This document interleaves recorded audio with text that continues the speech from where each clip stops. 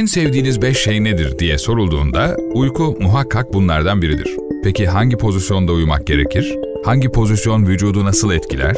Sol tarafın üzerinde yan yatmak en sağlıklı uyku pozisyonudur. Özellikle yüksek tansiyonu olanlar, reflü hastaları, horlama problemi olanlar ve gebeler için en uygun pozisyondur. Çünkü kalbe giden ana toplar damar baskı altında kalmaz, kalbe kan dönüşü kolay olur. Dizlerin hafifçe karna çekilip bacakların arasında yastık konulduğu, kolların kıvrıldığı, baş ve boyun altının yastıkla desteklendiği cenin pozisyonu hemen hemen herkesin tercih ettiği pozisyondur.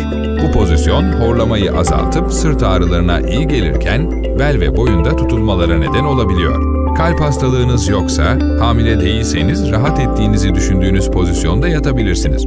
Ancak sağ tarafa yatmak, kalp hızının yavaşlamasına, tansiyonun düşmesine ve mide-bağırsak faaliyetlerinin yavaşlamasına neden olduğu için tavsiye edilmemektedir. Horlamayı azalttığı için horlama problemi olanların en fazla tercih ettiği pozisyonsa yüzüstü yatmaktır. Yüzüstü yatmak bel ve boyun ağrılarına neden olabilir. Sinirlerin sıkışmasına, ağrı, uyuşma ve karıncalanmaya yol açabilir.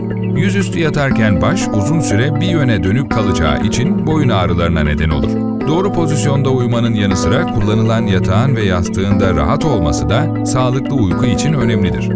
Bütün bunlara dikkat ederek vücudunuz için en uygun olanı bulmanızı dileriz.